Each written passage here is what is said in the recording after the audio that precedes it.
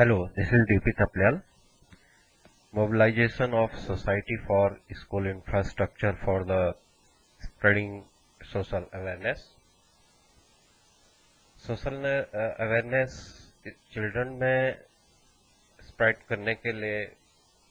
मेरे द्वारा विद्यालय में जब से मैं केंद्रीय विद्यालय संगठन में ज्वाइन किया हूँ तब से लेकर के अब तक सोशल इंफ्रास्ट्रक्चर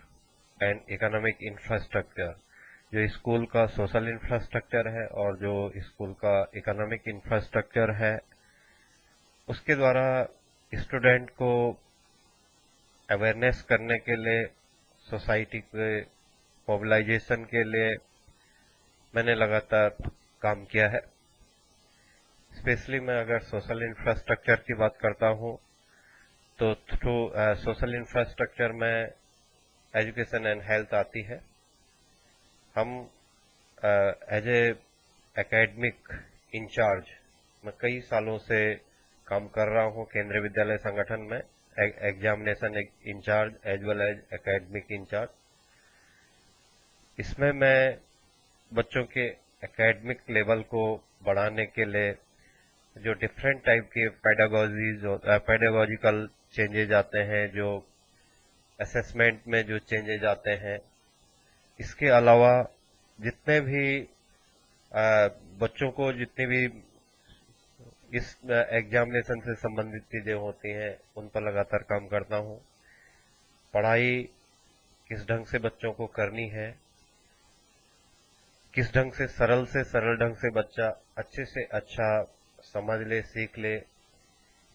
इसके लिए पेरेंट्स के साथ लगातार पीटीए पीटीएम के माध्यम से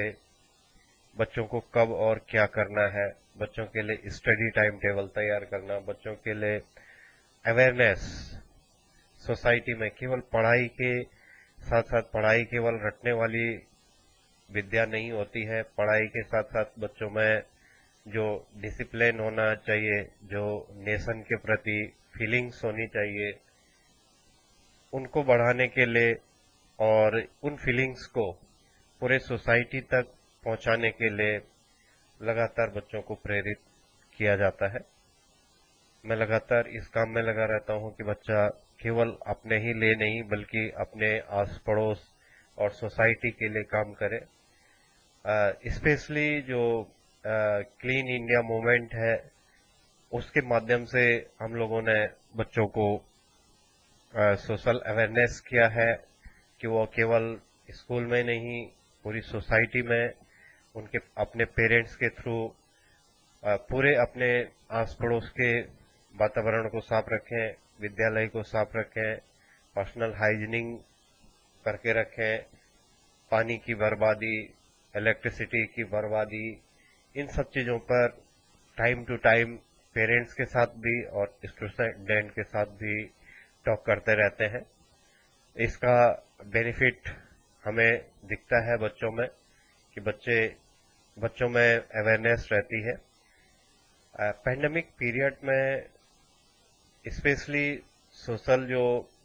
इंफ्रास्ट्रक्चर है, सोशल इंफ्रास्ट्रक्चर में हेल्थ एंड एजुकेशन दोनों आते हैं। पैंडेमिक पीरियड में बच्चे घरों पर थे, एलोन थे। बच्चों को through telephonically, through WhatsApp, through online और जो हमारे अदर प्लेटफॉर्म्स हैं, उनके माध्यम से लगातार मोटिवेट मेरे द्वारा किया जाता रहा, पेरेंट को भी मोटिवेट किया जाता रहा। बच्चे इस पेंडेमिक पीरियड में डिप्रेस न हो, बच्चे परेशान न हो, इन सब चीजों के लिए कई वर्चुअल प्लेटफॉर्म पर पेरेंट और बच्चों को एक साथ बुला करके बातचीत की गई, जिसके अच्छे परिणाम रहे। और बच्चों पर इसका जो बुरा प्रभाव था हेल्थ फील्ड में और स्पेशली साइकोलॉजिकली, वो रिमूव हुआ है, जो कि हमें दिखा भी है और लगा भी है। उसके अलावा बच्चों के लिए पेरेंट को वर्चुअल प्लेटफॉर्म पर डिस्कस करके, टेलीफोनिकली डिस्कस करके, जो गरीब बच्चे हैं उनके लिए हेल्प करना, जो सोसाइटी में ऐसे बैकवर्ड क्लासेस के लोग हैं उनके लिए हेल्प करना, सोसाइटी में जो वीकर सेक्शन है उनकी इकोनॉमिकली, एजुकेशनली हेल्प करने के लिए बच्चों को और बच्चों के पेरेंट्स को वर्चुअल प्लेटफॉर्म पर कम करके प्रेरित किया गया मेरे द्वारा। ऐसी कई कमेटीज जो बनाई गई हैं, उन कमेटीज में मैं मेंबर भी रहा हूं, कुछ कमेटीज में हेड भी रहा हूं, जिससे कि सोशल इंफ्रास्ट्रक्चर को पैंडेमिक पीरियड में लॉस न होने दिया जाए, क्योंकि सबसे ज्यादा जो इंफ्रास्ट्रक्चर पैंडेमिक पीरियड में लॉस हो रहा था वो सोशल इंफ्रास्ट्रक्चर था। तो उस पर मैंने जितने भी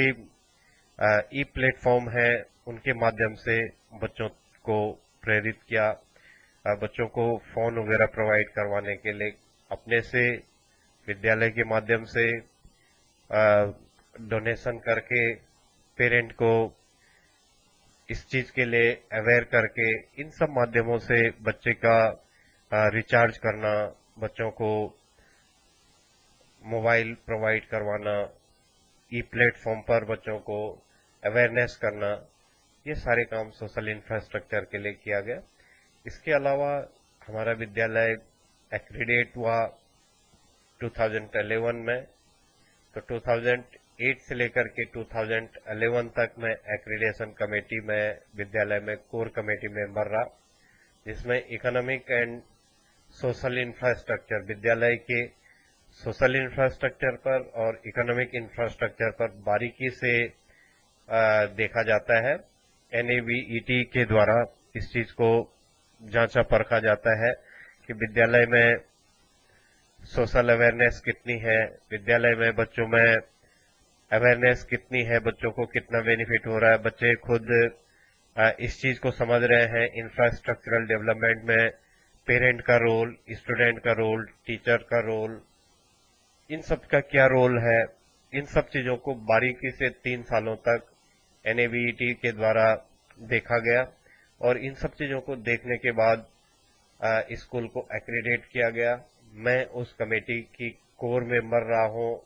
और मैंने इन सब चीजों को कोऑर्डिनेट किया है, social as well as economic infrastructure को डेवलप करने के लिए, और इसे पूरी सोसाइटी में फैलाने के लिए, पूरी सोसाइटी में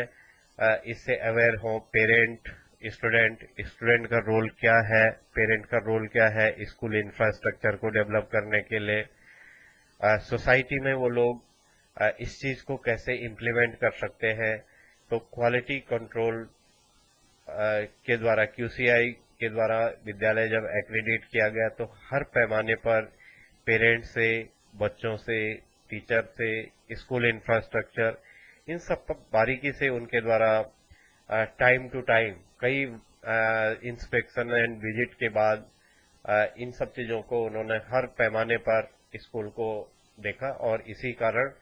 केंद्रीय विद्यालय में नॉर्थ क्षेत्र में सबसे पहला केंद्रीय विद्यालय ओएलएफ रहा जो एक्रीडेट हुआ,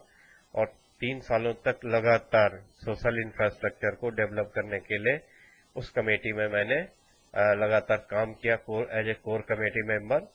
और जब एक्रीडेट हुआ स्कूल, उसके बाद भी लगातार उस प्रक्रिया को मैंने जारी रखा, और अभी भी स्कूल डिसिप्लिन से लेकर के और अवेयरनेस से लेकर के social infrastructure, different maintenance committees में, और जो इंफ्रास्ट्रक्चर डेवलप करने के लिए स्पोर्ट्स के जो ग्राउंड वगैरह बनते हैं, जो विद्यालय में ऐसे चीजें जो बच्चों के लिए बहुत जरूरी हैं, उन कमेटी में मैं मेंबर, एडवाइजर, इनवाइटी, टीचर, इन सब रूपों में भी काम करता रहा हूं। इसलिए मेरे द्वारा जो सोशल अवेयरनेस के लिए, मोबिलाइजेशन ऑफ सोशल अवेयरनेस के लिए, स्कूल इंफ्रास्ट्रक्चर डेवलपमेंट के लिए बच्चों को और पेरेंट को टाइम टू टाइम लगातार इस चीज पर अवेयर किया जाता रहा। Thank you.